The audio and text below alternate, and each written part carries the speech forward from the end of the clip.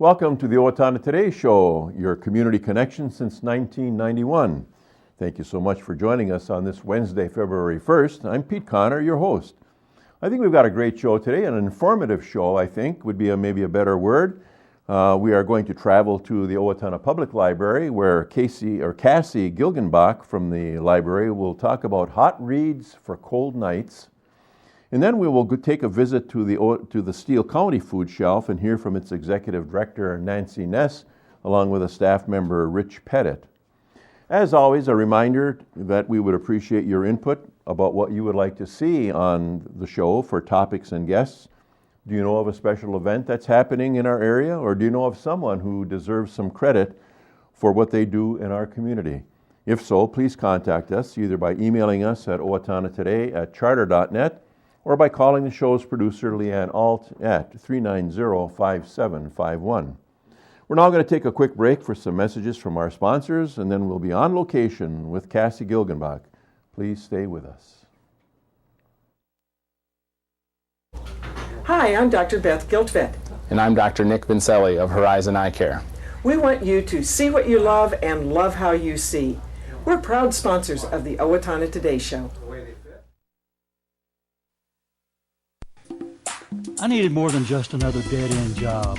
I wanted a career, so I expressed myself. With the kids off to college, I decided it was time for me to go back to work and express myself. Express got me in touch with some really great companies. Now, I'm on my way to a great career. Express Employment Professionals is in contact with thousands of companies in need of quality employees. Come in now and get the job you deserve. Express yourself today.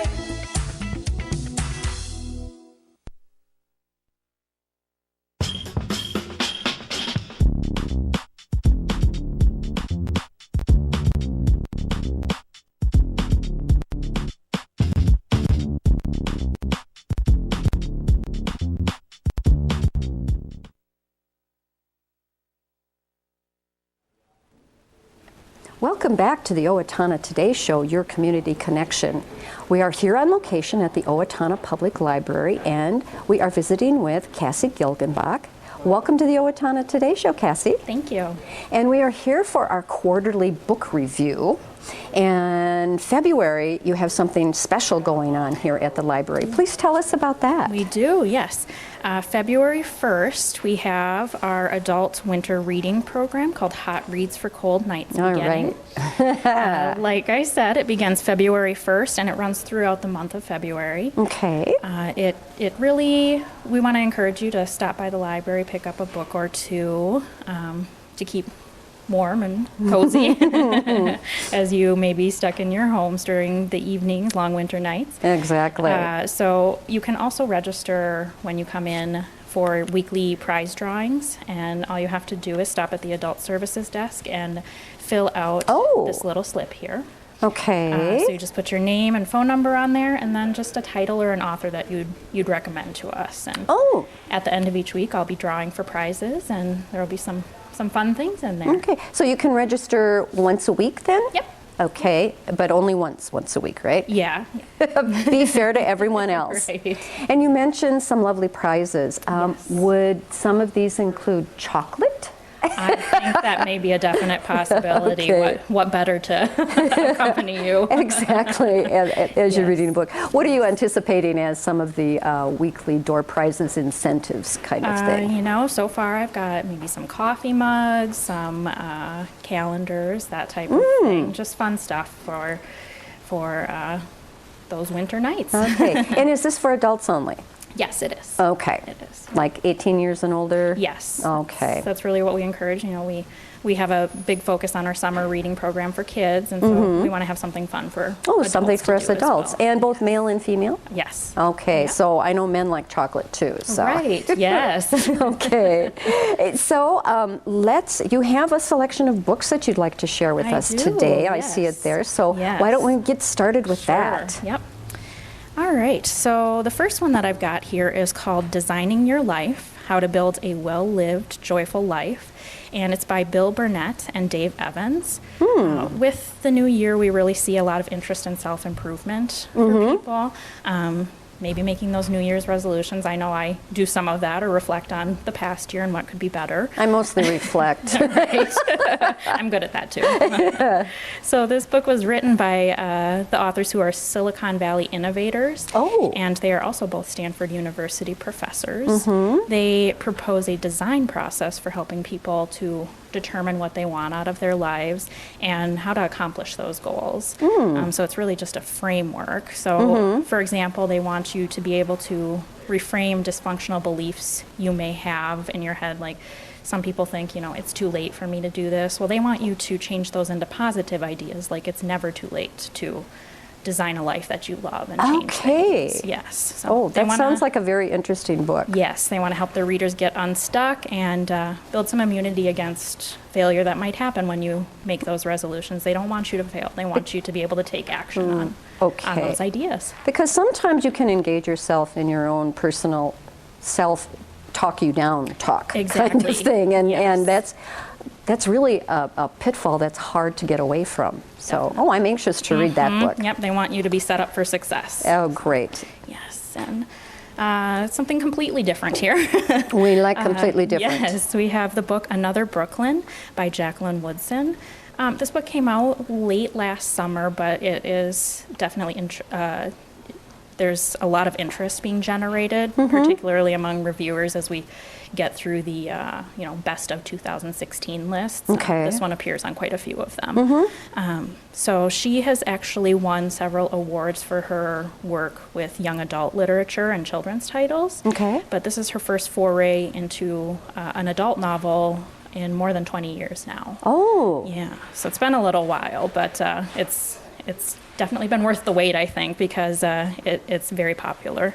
The main character in the book, August, returns to Brooklyn at age 35 to bury her father, who has passed away. She runs into a childhood friend from her neighborhood, and she moved there at age 8. And so it's kind of a coming-of-age story, and her reflecting on her coming of age. Her childhood was marked by a search for belonging, freedom, and a very confusing absence of her mother from her life. So her memories explore what it was like to be an African-American teenager in the 1970s, and the story has been very well received. Like I said, there have been quite a few starred reviews from Booklist, Publishers Weekly, and Kirkus, among others. All right, well, that sounds like a very interesting book, and I think one that we can all relate to, at least look back on as we were growing up, too, and I'm sure there's going to be a lot of parallels between her life and our lives. So. Yep. All right, what's next? Next, I've got the book The Nix by Nathan Hill. According to his website, a nix can take many forms. In Norwegian folklore, it is a spirit who sometimes appears as a white horse that steals children away. In this particular... Really? Yes. I didn't know about that until I was doing a little research. And in his first novel, a nix is anything you love that one day disappears, taking with it a piece of your heart. Sounds deep. Yeah. It's playing on the emotions there. It is, and he is actually the main character of this book is a college professor, and it's set in 2011. He has a nix of his own, his mother. She left their family when he was young, and he hasn't seen her in decades, but then she reappears when he sees her committing an absurd crime on television, and it becomes a viral news story in a politically divided country. So then he has to kind of deal with the media portrayal of his mother, and that's very different than the mother that he knew as he was growing up.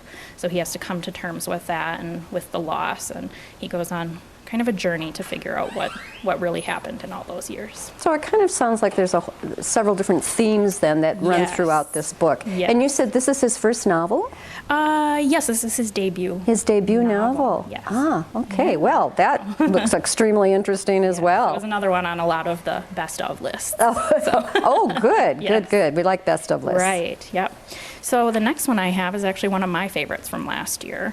I'm a big fan of memoirs and personal tales, nonfiction. So it came out last July, and the writer of the book, Jesse Klein, is actually a head writer on the Inside Amy Schumer television show. Oh, okay. Yes, and Amy Schumer's memoir came out late last summer as well, and has been very popular. And I think readers who liked that will like this as well. We'll like that one as well. Yes, so it's a collection of essays that centers on her awkward coming of age. And she said that coming of age has extended well into her 30s now. How about into your 50s? Do you think that can be part of it? Okay. She identifies herself as a late bloomer and a tom man, which is a tomboy who never grows out of it. So you'll see the title, You'll Grow Out of It, is what she was expected to do, and she has not. And she is not, okay. Yes, so it's really a commentary on American gender roles and gender role expectations as she was growing up, as feminism was kind of taking a forefront in media and that kind of thing. So she feels a tension between who she is and who she's expected to be that I think a lot of readers will relate to. Wow, very interesting, very interesting. It's a page turner. I couldn't stop reading and I couldn't stop laughing at it. Oh, good. Yes, so next we've got Lucky Boy by Shanti Sekaran. This is a brand new title, just came out, and I can't wait to read it. It focuses on two women and two very different pictures of immigration. In one story, we have an 18-year-old who enters the U.S. from Mexico, and she's without papers, but she's pursuing the great American dream. She ends up pregnant, which does complicate her story a little bit. In the other story, there's an Indian American woman who is a rising chef in the Silicon Valley area. Her husband's a technology worker, but they are struggling to have a baby. The two stories converge around the baby, the lucky boy, in the title. Soli is forced to give up custody of her toddler to the Indian American woman named Kavya. And so it's a skillful navigation of some very emotionally charged topics, like infertility and class division and social judgment, custody battles, all things that are very relevant today. Okay, excellent. Yes. And we have time for your very last book. I think you've timed this perfectly. Excellent. And what is this one? This one is called Small Great Things by Jodi Picoult. She is an immensely popular novelist nowadays. This one came out in October, and it's actually her 24th novel. Oh my. She's known for tackling very weighty subjects, and she certainly does that in this one as well. It was inspired by an actual event that took place in Flint, Michigan, in which a white supremacist father refused to allow an experienced African-American labor nurse to take care of and touch his newborn at all. So in the story, a medical crisis results in an infant's death and a murder charge against a black nurse named Ruth Jefferson. The story unfolds from three different viewpoints: Ruth's, the father's, and Ruth's public defender. As always, Picoult has done extensive research that really brings authenticity to all of these people's stories and tackles some of those weighty subjects that we're definitely seeing in several of our novels nowadays. Okay, well, that's quite a lineup of books that you have for us today, Cassie. We really appreciate it. Thank you. Very quickly, once again, tell us the parameters about hot reads for a cold night. So that begins on February 1st, and will run through the month of February. Okay. You can come in and register for weekly prize drawings. We just encourage you to let us know an author or title that you really are enjoying right now, and hopefully I'll pick your name at the end of the week. Okay, all right. Well, thank you so much. It's always a pleasure for us to come to the Owatonna Public Library, and we really appreciate the services that are provided to our community here. Thank you. We're glad to have you, and we look forward to seeing you again. Well, great. And we will be right back with a word from our sponsors, so please stay with us.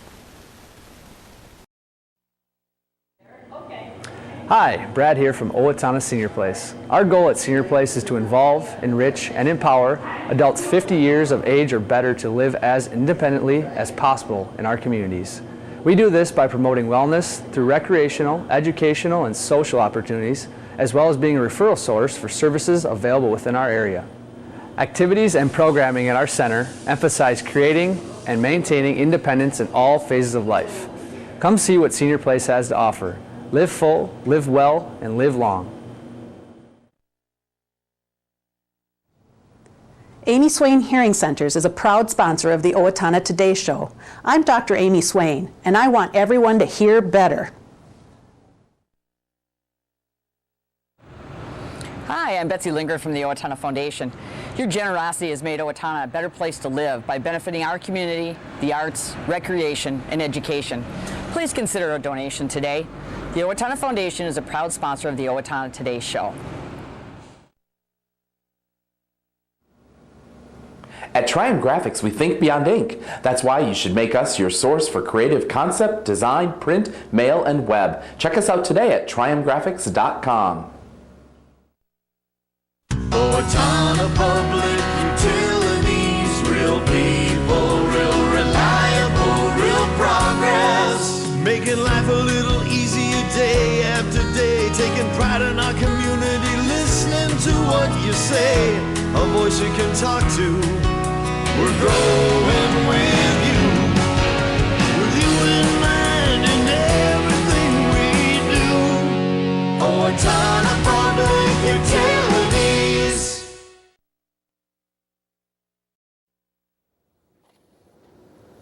Welcome back to the Owatonna Today Show, your community connection.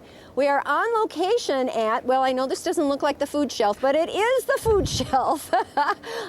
We are here with Executive Director Nancy Ness and with Rich Pettit, who is recently joined the food shelf staff. Welcome to the Owatonna Today Show. Thank you very much, Leanne. Okay, and so Nancy, now how long has it been that you've been officially the director of the food shelf? Well, I started December 1st officially and worked for a month with Stormy Trom. Okay. And she retired at the end of the year, so I've been going now for a month. Okay, yes. And so how has the transition gone for you? It's gone great, actually. I haven't had to call Stormy once, so that's been good. Good. The clients are all getting used to me, and volunteers, I've had a chance to meet most of them, so it's been really wonderful. Okay, great. And if you want to pass the microphone to Rich, we'll talk with him for a little bit. Rich, you are the new kid on the block, so to speak. Tell us a bit about yourself and how you ended up coming here to the Steele County Food Shelf. Yes, we moved back into the location here about 5 months ago, and we saw the position opening up, and then when I saw that, I thought what a great opportunity to serve others again, and my past has always been working with others and helping out other people too. Oh, okay, in a nonprofit capacity? Yeah, I used to be a youth and music pastor for quite a few years. So. Oh, wonderful, wonderful. Well, welcome to back to the community here. Thank you. And now I think hand it back to Nancy, because Nancy, we're looking here at this beautiful truck, which, by the way, its name is Fred. Its name is Fred. You want to tell me how that came about? Well, Fred, as we lovingly call this van, actually stands for Food Resource and Education Delivery. Okay. And it's for Steele County. It's all part of the grant that we wrote and the mission that we would have for this van and for our group and for our delivery system. So it's all part of that and kind of winds itself together. Okay, so what you're actually looking at doing is being able to bring food to those people who need it, who cannot make it to the food shelf. That's exactly right. There are many people within Steele County, and not just Owatonna, but in the surrounding communities in the rural areas that can't get to us. And there was a study done, I believe United Way had spearheaded the study that said transportation was definitely a need in our community, which is why they couldn't get to food. So because of that, we applied for a grant through Hunger Solutions of Minnesota. And due to that wonderful grant writing, we received a nice grant, and we were able to purchase this van through that grant, and now we can start delivering food to those who qualify based on their income but can't get to us. Okay, and the kickoff for its first maiden run is? I'm starting out tomorrow morning at 9:30 a.m. Okay, Yes. And actually we're filming this a day ahead of time, and this show airs Wednesday, so you actually started on Tuesday, right? Correct. All right, wonderful. Before we get to the purpose and the route and that type of thing, Nancy, there were a few organizations that you wanted to thank because of their collaboration with the Steele County Food Shelf. Thank you, Leanne. Yes, there are. And I have a list because I don't want to forget anyone. But involved in the grant collaborative effort was Allina Health, Mayo Clinic Health Systems, Owatonna Public Schools, a statewide health improvement partnership for Dodge and Steele counties, also known as SHIP. Steele County Food Shelf, United Way, University of Minnesota Extension, and Accessible Space. So there was quite a large group of us that worked on getting this grant written and supported in different ways, and even including financial support for this as well. So all their work is much appreciated, and this is the result. Wonderful, and what a great collaboration among so many different people who see the various food needs that people have, like the school district sees it, Mayo Clinic Health System sees it, that kind of thing. And so it's wonderful that you can all partner together to help out our community. Exactly right, Leanne. Okay, Rich, so now we need to talk about who this is aimed at. What is your client base? Yeah, our client base now is to reach out to the people that are disabled, seniors, the people that can't get to us, that can't drive, the shut-ins. We want to make sure that we reach them in any area that they are at in the country, other cities like she said before, and we really are focused on Steele County. Okay. How have you identified these particular people? I kind of went around the community and kind of hit some of the senior centers and seeing that they have a need in the senior centers also. They don't have a lot of finances left over at the end of the month, and so we want to help them with some of their groceries. We've been reaching out to some of the people that are maybe disabled in some of these facilities, and we have been able to reach out to them also. One of our exciting ones is in Blooming Prairie at the Senior Center. It's going to be kind of a location hub for the community. And so whoever there can't get to us, we will bring to them. You'll bring to them. All right. Great. What route are you planning on doing throughout the course of a month? We have many different places that we're going to be hitting. As of now, we will be going to Cape Knutson, Maple Trail, Lincoln Apartments, Park Place. We're going to the Senior Center in Medford, Blooming Prairie Senior Center, and I think that is about it. I don't know if I missed any on that one, but I think that's pretty much our route. We'll do those every other week. Every other week, all right. So then, how many clients are you looking at being able to serve right off the bat? I think what we figured for the month now is that we will be serving about 150 clients this month, twice this month. Wow. Yeah, it's a great number. The need is really good. That is great. What will you be providing then for these people? We will be bringing in a 5-day supply of food. So that'll include maybe like flour, eggs, milk, canned foods, things like that. Plus every 2 weeks, we'll bring in fresh fruits and vegetables to them. Also breads, a healthy choice of eating foods and things like that. Okay. Now this is going to put a bit of an extra need for staff, is it not, Nancy? Or volunteers, actually? You have 3 staff now. We do. And so what are you looking at as far as volunteers are concerned? Well, what we're asking for are volunteers that can be here at our food shelf to help pack up before Rich hits the road with his food.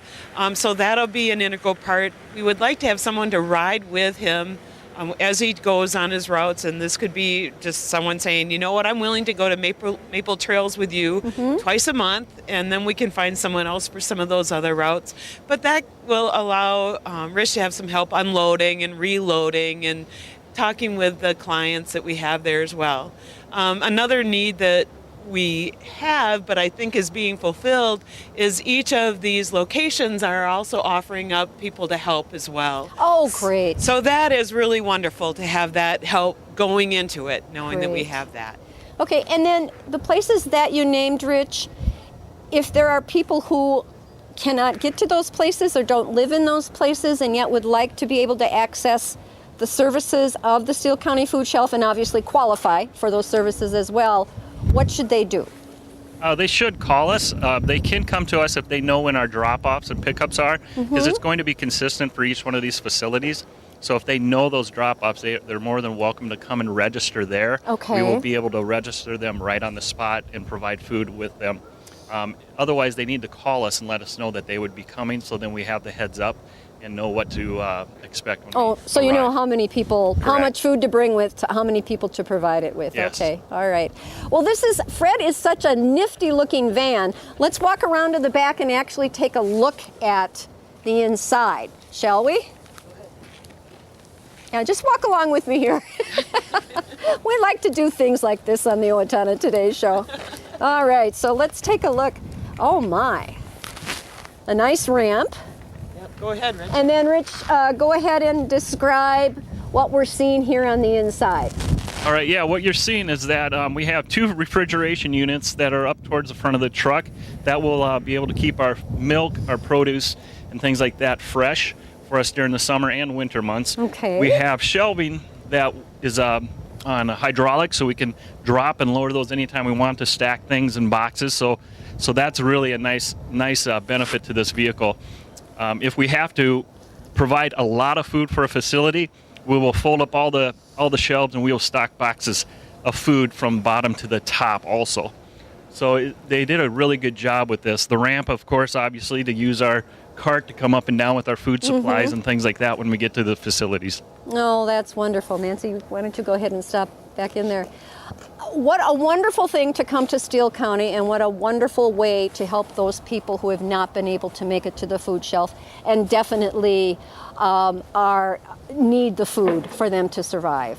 Well, quite honestly, Leanne, I think this is just such a great addition, and I'm so proud that we've been able to do this for the communities.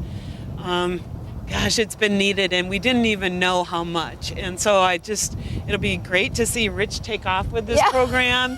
And he's really done a great job getting it off the ground. And I know it'll just continue to expand, and we'll just keep working to make this as successful as we possibly can. All right, and if anyone, obviously this is going to add to the operating costs of the Steele County Food Shelf. Yes. So I want to put a plug in for people to donate money and food to help keep not only the Steele County Food Shelf going, but also your Fred going as well. Exactly, and we really appreciate that as well. And so do all of those who we're serving, and it's important to our clients that we can continue to provide the service to them. All right, great. Well, thank you so much, Rich. Great to meet you. Looking forward to seeing you out and around in the community and Fred. And please stay with us. We will be right back after a word from our sponsors.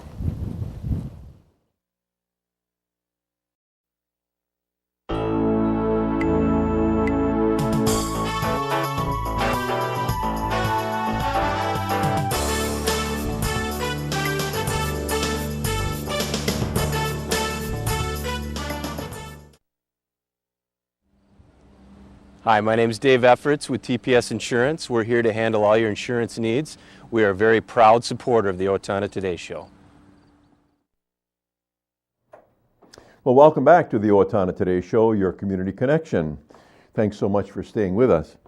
We've got some community announcements we'd like to share with you. The Steele County Historical Society invites you to join us for Junior History Detectives and History Detectives interactive children's programming for pre-K and grades K through 6 on Thursday, February 2nd at 9 o'clock a.m. and at 6:30 p.m. at the Steele County History Center. Programming will feature Buzz Kaplan's trips to Antarctica and Greenland, and the program is free and open to all members of the community. The local Owatonna in Support of Alzheimer's group has a limited number of registration scholarships available for individuals wishing to attend the Meeting of the Minds Dementia Conference 2017 on Saturday, March 18th from 7:30 a.m. to 4:30 p.m. at River Center in St. Paul. To be considered for a scholarship, please contact Deb Gillard by February 6th, 2017 at 507-213-1305 or gillard.deb@gmail.com. Owatonna Forward invites the community to share their vision for Owatonna at public input sessions to be held at the Owatonna Public Utilities Morehouse Room on Tuesday, February 7th from 6 to 7:15 p.m., Wednesday, February 15th from 6 to 7:15 p.m., and Tuesday, February 21st, noon to 1:15 p.m. And that will do it for today on our show, but please do tune in on Friday when Dave Efforts of TPS Insurance will be with us. And then we will have newly elected County Commissioner Rick Nemi to tell us about his new job and what he foresees happening within Steele County government. Take care, and I hope you come back here on Friday.